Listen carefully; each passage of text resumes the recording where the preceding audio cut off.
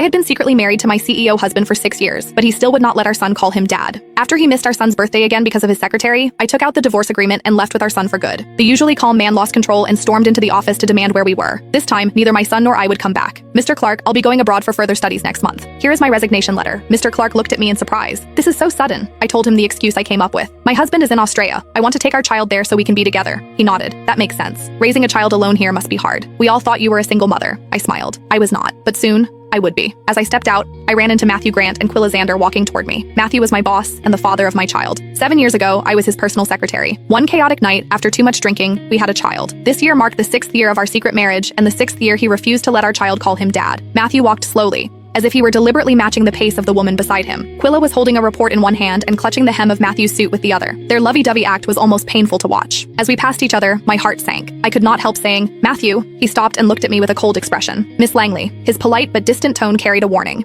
It was a reminder that this was the office. He was communicating that he was my boss and I was his employee. I understood what he meant and buried the feelings I had already been suppressing. "Mr. Grant." Matthew gave a small nod and kept walking, as if I were a stranger. I laughed bitterly at myself and swallowed the words about my resignation. He would not care anyway. My phone lit up. It was a message from my son on his smartwatch. "Mom, will Dad come home for my birthday?" I froze for a moment and instinctively looked back. I saw Matthew leaning down to speak gently to Quilla. Someone passed by, and he instinctively shielded her. His eyes were full of tenderness. I suppressed the ache in my chest and texted Matthew. "Today is Tyler's birthday. Are you free tonight?" Across the hall, I saw him check his phone. Less than 3 seconds later, he put it down without a change in expression. As I looked at the unanswered message, I laughed bitterly at myself. I thought, "Whitney, get a grip. You should have known he would never love you. What were you even expecting?" I put my phone back in my pocket, took a deep breath, and walked away. I thought, "Matthew, soon you'll be free." After leaving the office, I went straight to Tyler's kindergarten to pick him up. As soon as he saw me, he said, "Mom, today's my birthday. Will Dad celebrate with me?" On the crowded street, my eyes filled with tears. "Your dad?" Before I could finish, my phone buzzed. Matthew had finally replied. "I'm free. I'll come home." A rush of joy hit me. I nodded eagerly. "Tyler, don't worry. Your dad will come home today." Tyler clapped and jumped into my arms, thrilled. After 6 years of marriage, this was the first time Matthew had agreed to celebrate Tyler's birthday. That night, I prepared a full meal, and Tyler finished his homework early.